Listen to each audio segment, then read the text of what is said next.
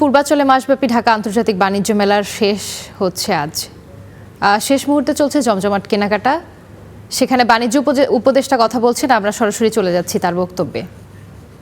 মেলাকে সফল করার উদ্দেশ্যে নিরলস পরিশ্রম করেছেন নারায়ণগঞ্জ জেলা প্রশাসন, আমাদের ফায়ার ব্রিগেড থেকে শুরু করে সকলে যারা নিরাপত্তার কাজ করেছেন, যারা ট্রাফিক নিয়ন্ত্রণে কাজ করেছেন এবং সর্বোপরি নিরাপত্তার উদ্দেশ্যে, এবং সর্বোপরি যারা এই মেলায় অংশগ্রহণ করেছেন, আজকে যারা পুরস্কৃত হবেন, সকলকে আন্তরিক কৃতজ্ঞতা জানাচ্ছি। একই সাথে দুঃখ প্রকাশ করছি যে যাতায়াতের যে কষ্ট হয়েছে এই সড়ক নির্মাণের জন্য, যেটাকে আমরা সমাধান করার চেষ্টা করেছিলাম, যতটুকু সম্ভব হয়েছে করতে পেরেছি। নিশ্চয়ই আগামী মেলার এর থেকে আরও বেশি ভ্রমণ অনেক বেশি আনন্দদায়ক হবে।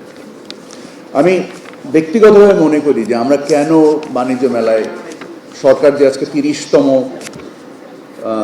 আন্তর্জাতিক বাণিজ্য মেলার আয়োজন করেছে, আমাদের নাগরিকদের যে আগ্রহ, যে কারণে ওনারা বাণিজ্য মেলায় আসেন, আমার ধারণা গৃহস্থলী পণ্য বা শিল্প পণ্য, সম্ভাব্য রপ্তানি পণ্য, ভোগ্য পণ্য এবং বিভিন্ন ধরনের শিল্প পণ্যের একটা সম্ভার দেখার জন্য, এগুলোর একত্রিত একটা সমাবেশ দেখে নাগরিক হিসেবে আমাদের জাতীয় সক্ষমতা সম্বন্ধে একটা ধারণা নেওয়া, সামগ্রিকভাবে উৎসাহিত হওয়া, অনুপ্রাণিত হওয়া, এবং যে প্রেরণার বিনিময়ে আমাদের ভবিষ্যৎ বংশধররা বিভিন্ন ধরনের উদ্ভাবনী চিন্তায় যেন মগ্ন হতে পারে।